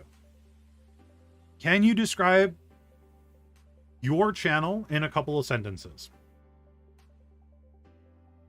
If you can't, then you might want to I don't know. Try to figure out what you're about. Yeah, we can talk about the person from Niji Sanji. I feel like I should probably do that on a dedicated stream, so I'll probably do that next Monday. I also didn't get a whole lot of information sent to me about what happened with that particular streamer, so I want to make sure I get all my ducks in a row and facts as factual as possible. So when I do go into the discussion talking about Zion, I have all the information available. But I'll be honest, I won't be surprised if Zion gets sued, and they probably have it coming. That's what I can say right off the bat. Because every single member of Niji, Sanji, Hololive, and all that fun jazz signs an NDA. NDAs usually last for a year, 2 year, 3 years, 5 years. So they clearly broke the NDA because they decided they wanted to talk about it. I think Zion is in the wrong for it. I think Niji would probably pursue something against them, and Zion has it coming. No matter what has happened to them in the agency, right? Yeah, if somebody could compile it and just send it over to me in DMs, that'd be amazing. The fact of the matter is, for Zion, or okay, let's put this out here. Some people were blaming like Niji Sanji and all that fun jazz, like, oh, Niji Sanji bad and this and that, and you know they don't take mental health seriously, all that fun jazz, right? There is no company, no agency that is perfect. There is no company, there is no agency that will do everything 100% right 100% of the time. Every company, every single agency out there, small or large, will do no matter what they need to do to make them look good. Now, she did divulge personal information from the company. She did divulge screenshots from what I saw, which is obviously against the NDA. She said she had legal advice. I think whoever gave her the legal advice to breach her NDA is pretty well dumb. They are dumb. No matter what, you should never, ever, ever breach an NDA. That just opens you up for a world of hurt. You're just gonna get slaughtered. You know what Niji Sanji has? A huge fan base and a huge amount of money at their disposal. They really do. You're not gonna win a lawsuit against them. You're not. It's not gonna happen, right?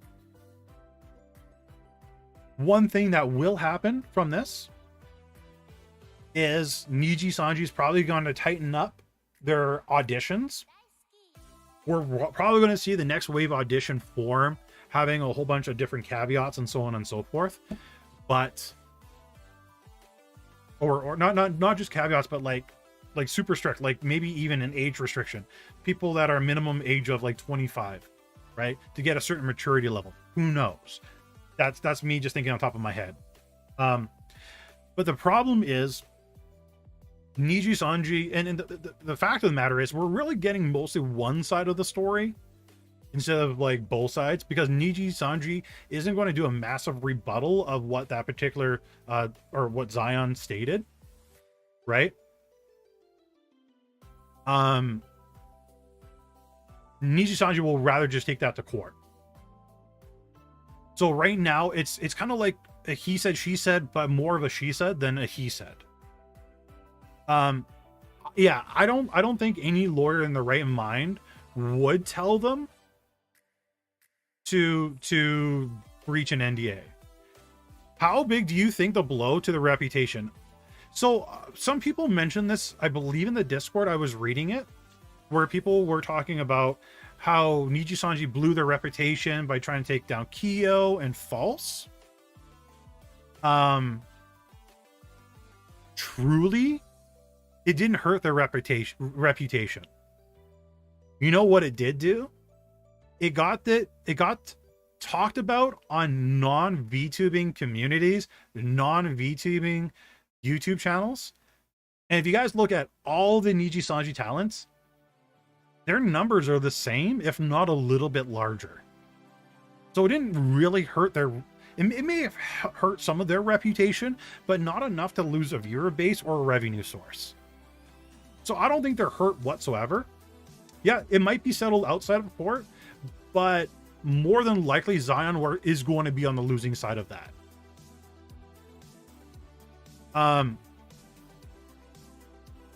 You guys also got to remember that Niji Sanji isn't a North American corporation.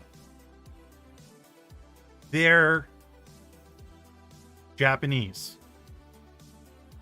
How they work, their work ethics, how they think is very different than North Americans. So we try to impose our... I don't want to say will. We want to try to impose a way we think on all different cultures around the world. We can't do that. At the end of the day, Niji Sanji is Japanese. They have certain standards. If the talent doesn't live up to those particular standards, their rules are in the corp are always going to change. A good corporation, no matter how big or how small, their rules are going to always develop, and that's a good thing. You want a corporation that have rules that develop over time, but because they got to change with times, obviously, right? They can't be stuck in the Stone Age forever. But if you're not adhering to the policies, to the rules, to the guidelines, if you're doing something, if I'm not mistaken, I believe Zion was the one on Twitter where people wanted her fired, canceled. Like the vast majority of people talking about her in particular times with Hogwarts and I believe she was the one that talked about, I don't want to say the actual word, I'm going to use a word that's similar to it, grape. I believe that was Zion. I could be mistaken, but a lot of people wanted that person canceled, fired, and so on and so forth. Now that person is canceled, fired, so on and so forth, a lot of the same people are going to be like, well, hey, she put out this tweet longer, this is not okay, blah, blah, blah, blah, right? So they're kind of playing both sides, or the fans are playing a little bit playing on both sides, but at the same time, it seems like the streamer is trying to protect what they did wrong. And not, to me at least, from the limited information I have, it doesn't seem like they're accepting responsibility. That can change my mind if I see more information, obviously. I'm just going off what I have right now. But she was doing a lot of stuff that even I was like, ooh, that's not good. Or like seeing it on False's video. It's not good. It's not good. If she's trying to take Niji Sanji down with her, it's not going to work, right?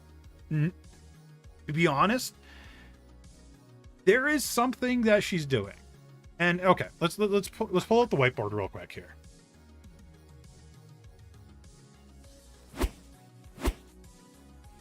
So, when what Zion is doing right now is kind of like burning a bridge. What somebody literally just mentioned, right?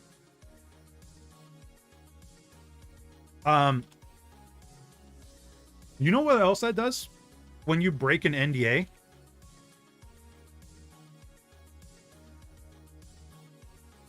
Yeah, sorry, Annie. But you know what happens when you guys break an NDA? Like what that does for your outer image? Believe it or not, chat, every sponsorship you work with, gaming chairs, gamer sups, other agencies, they all make you sign an NDA. They honestly do, right? I remember when Harris Heller was talking about when he signed with Twitch. as a partner. He was under an NDA for an X amount of time where he couldn't talk about his revenue share, right? People from gamer subs, I believe, can't talk about how much money they're making on the side, right? Or from each supplement that they sell, right? I've signed an NDA for a gaming chair company when I was a small streamer that literally had like an audience of 2. But if there's a company that requires you to sign an NDA and they see, oh, that's Zion, they broke their NDA with Niji Sanji, they're going to be very, I don't know if I want to work with that person. Or they do end up working with that person.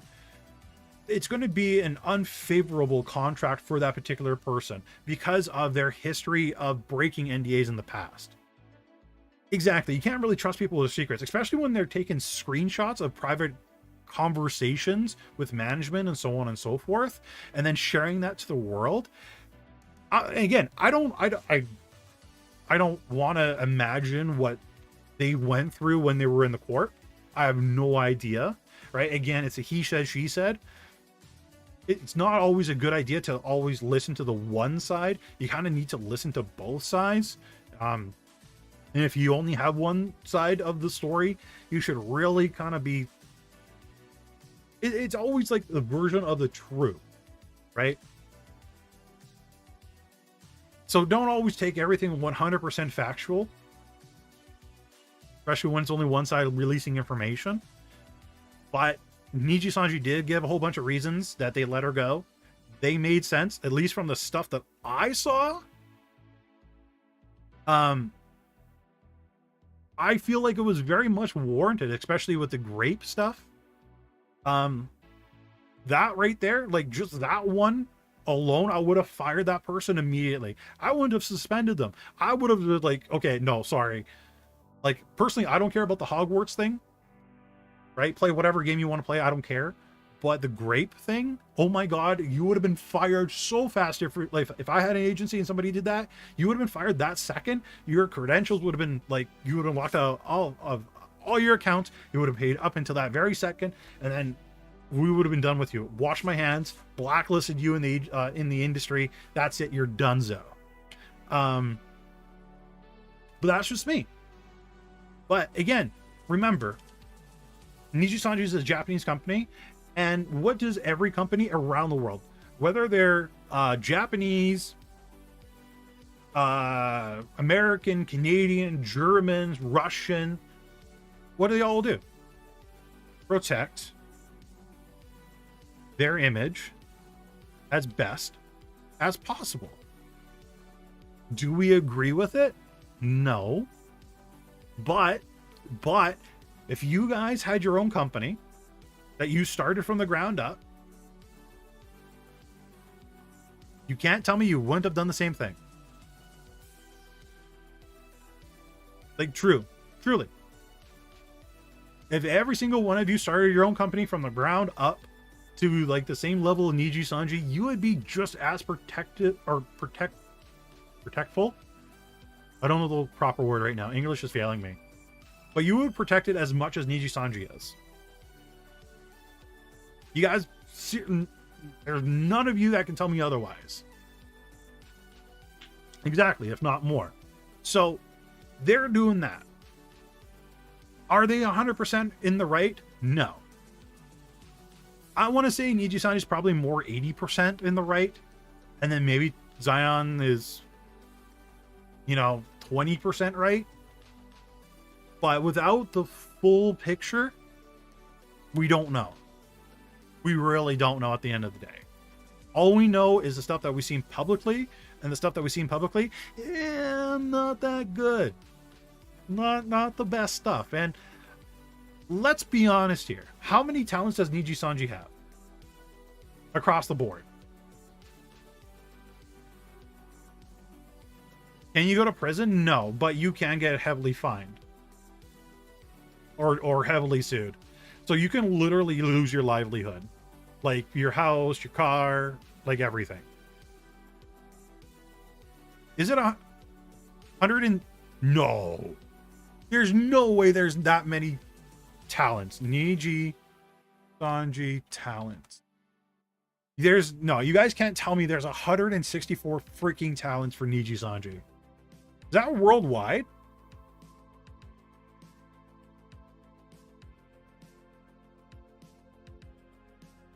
Oh dear God. They have so many talents. Oh my God. How many in EN? Okay, that looks better. So, out of 164 talents, right? I'm typing in the wrong area. 164 talents, right? 164 staff members that are just streamers. How many of them have publicly stated they have a problem?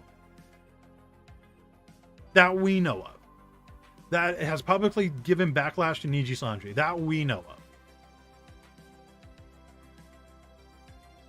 I think this is the one, right? Maybe two? 1 to 2? Question mark? Right? Out of 164, that's pretty freaking good, chat. Right? Now, recently, this year, there has been a lot of Niji Sanji members let go.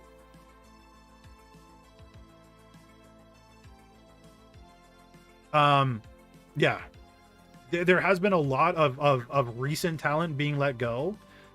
A lot of that from what I see is mostly because the talent wasn't the fit they were looking for. So honestly, I would, and this is just me, chat, I could be wrong. If Niji Sanji was such a bad place to work for, really that bad of a place to work for, would they still be working for them? Renewing their contracts? Like, realistically. Yeah, when they cancel the concert, but not canceling, like, because they're fired. That's what I mean. I'm not really talking about events. That event, them like closing it due to COVID, I thought that was a little bit silly, considering the vast majority of people are virtual. I feel like there was a lot more behind the scenes than COVID. I think we all suspect that. But realistically, not many have left out of the 164. Really, not many have left. Not many have complained. So you got to kind of like think about that as well.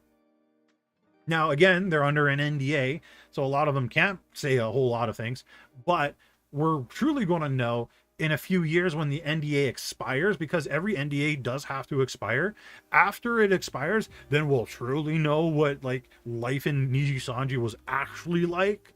But right now we can only go with what information's given to us. The question is, how much bad are you willing to take for the amount of money that they make there?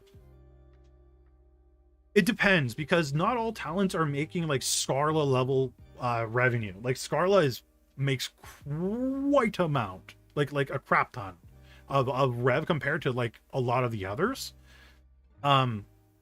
It's really hard to say. We don't know what their revenue is like.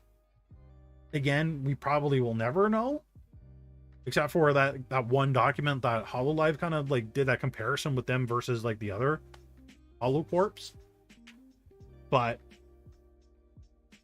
yeah, if Niji Sanji is truly a bad corp, yeah, let's hope that their NDA is gone, or the business gone before the NDA is expired. I don't think it is.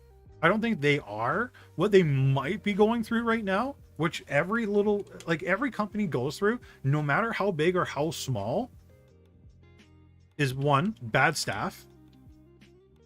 Right? Sometimes they hire people that don't share the same values. Sometimes they hire people that aren't a fit for the company.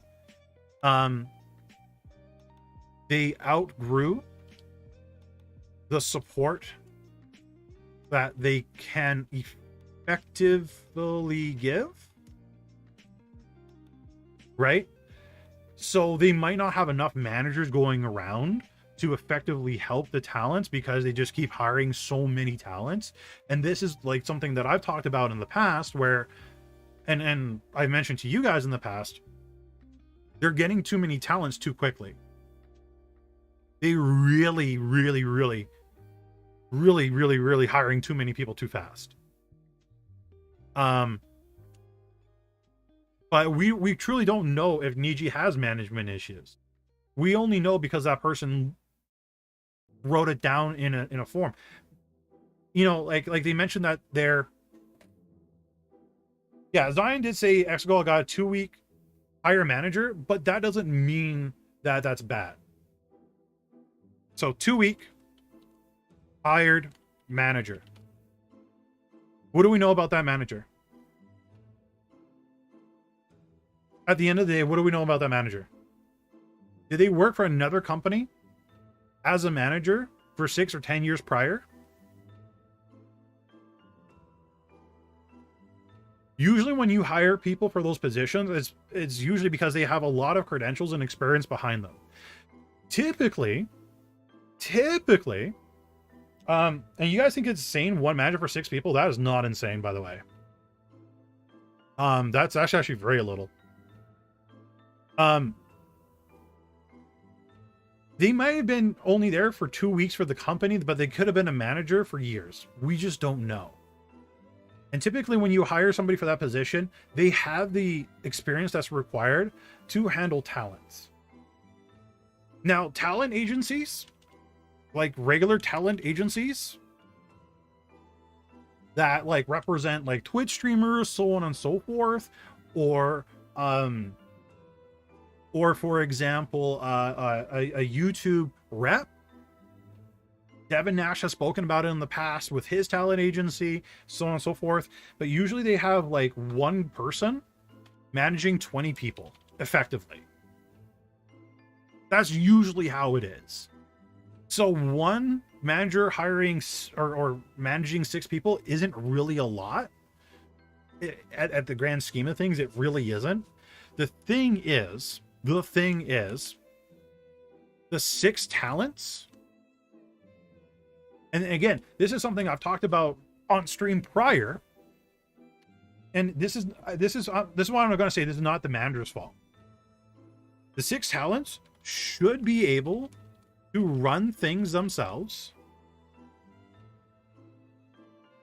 without needing the manager all the time. How do you get that? Training, right? What's the number one complaint that we've seen a lot of Niji Sanji talk about? At least the stuff that I've seen is they didn't have a lot of time to work on their debut videos, right? And some people, they literally get hired by Niji Sanji, and then they're streaming, what, 2 weeks later? 3 weeks later? There isn't a whole lot of time for training in that, right? So if you don't have the time to train your talent, then of course they're going to do dumb stuff. They're going to do dumb things. They're going to make a lot of mistakes. Now, that's on the company itself, not the manager. The manager should be there to answer questions or to enforce things. So, there's no budget for debuts. You got to pay for out of pocket. So how many people have told us that though, Sakura? Was it just that one person, or is this well-known knowledge?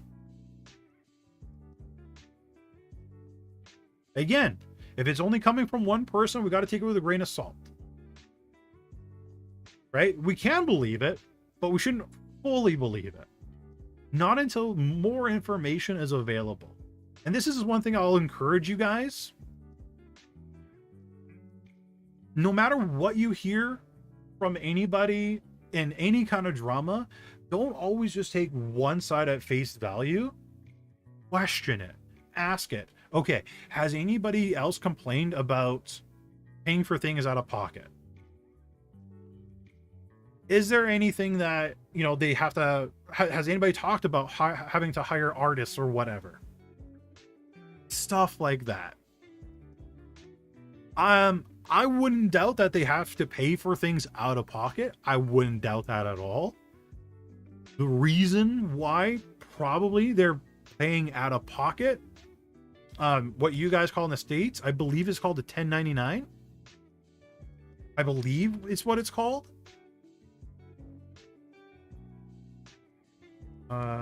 States. I believe it's a 1099.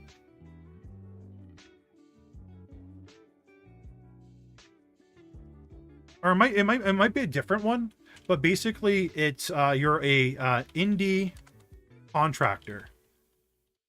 And a lot of this, if you do your taxes right, you can write off a lot of things for work.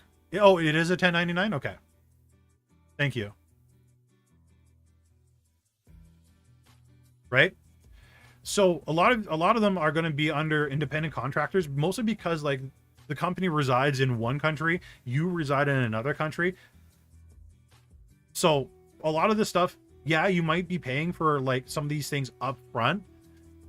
A lot of it should be redeemable on your taxes. I know I redeemed a lot of stuff for this YouTube channel on my taxes, like a stupid amount. But that's me in Canada. I don't know how it is for you guys in the States. As far as I know, it's relatively normal within idol companies that talents have to go in debt for their training, singing, dancing behavior, even if they don't succeed in the end. Yeah. And that's the thing though, right? It might be common in places like Japan where it's normalized.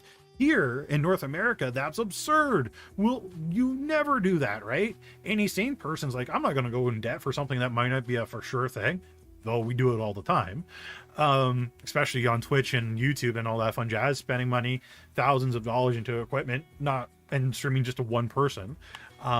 But if you know what you're doing, you have a CPA, which is an accountant and so on and so forth. They'll be able to advise you on what you can do to redeem the stuff that you spent on your business. Talents who debuted later would be likely to debut under drastically different circumstances than talents that, yeah, probably. Yeah, college. Yeah, exactly. College is one of those things. College, university, one of those things that a lot of people go to, and they still end up working at McDonald's. Not saying that McDonald's is a horrible place to work for, but like they go for school for 5-6 years, accumulating, you know, tens of thousands in debt, and they didn't really go anywhere. So that being said, we waste our money on tons of things in life. But again, the whole Zion thing, chat, I do encourage you guys, don't take everything at face value. Research, talk to each other respectively, be very civil about it. Please, for the love of God, be civil when you guys are talking to each other about this conversation. We don't need to be heated about it, but think about it from not just like the talent's point of view, but from the company's point of view. Not just a company that's from North America, but what we know of Japan. Some of us don't have the honor, I know, I wish I could live in Japan full time, so we don't know their work ethic unless you live in Japan. And as far as I know, at least from documentaries I've seen and people I've talked to, their work ethic is very much different than ours, and what they expect from their employees, contracts, and so on and so forth, very different than ours. It's literally a whole new world. So yeah, just take everything with a grain of salt, think about things, be nice to each other when you're talking about it, and try to see everybody's point of view. That is my limited dive into the Zion situation. Like I said, she was under an NDA. She broke the NDA. I highly doubt anybody in their right mind that's a lawyer told her to break the NDA. unless the lawyer knew that they couldn't pursue anything in North America, that might be the case. If that is truly the thing where lawyers like, well, they're in Japan, they can't do anything here, then okay, that's a different story. But as far as I know, Hololive and Niji Sanji's parent company, they teamed up before to sue people over doxing and less outrageous things compared to this, and won, mostly in Japan. So yeah, until you're sick. But yeah, again, yeah, we have limited knowledge. At birth, thoughts now many applicants to know this too. Yeah, one thing I always talk, and you guys heard me talk about it.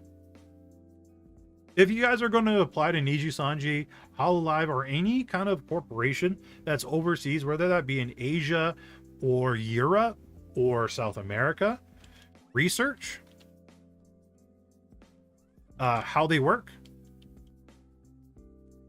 and what is expected of you.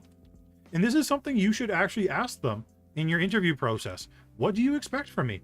What's your guys' work ethics? What's your guys' work hours? Right? What's the limitations? All those questions are very important for you to do, for you to ask, right?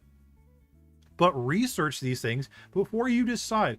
I know a lot of you guys see like Niji Sanji, Hololive, Bishoujo, all this stuff as like, oh my god, the ultimate end goal to like be successful and famous. We all chase fame, right? Before the internet, it was Hollywood. But honestly, ask these companies, ask yourself, research. What do they want? What is it like? And if you see that, hey, this doesn't fit with me, this doesn't feel right with me, don't go through with it. Because I know every single one of you could be just as large, if not larger, than anybody in any court. As long as you're willing to put in the time, the effort, and the dedication.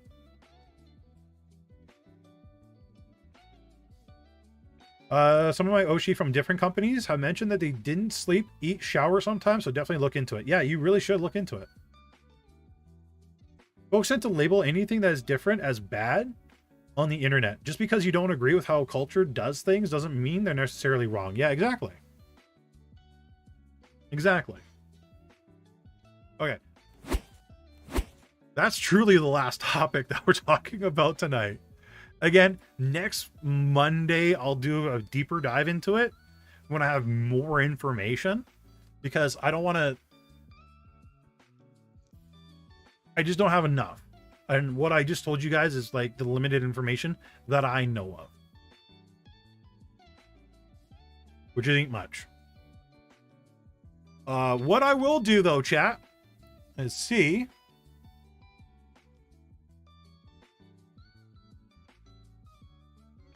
I don't see anybody streaming right now that we can raid. I did, I sketchy about the whole thing. Is that Zion allegedly skeptical about and still saying, yeah. Yeah, chat, there's nobody that I can raid right now. A lot of our regular members are offline.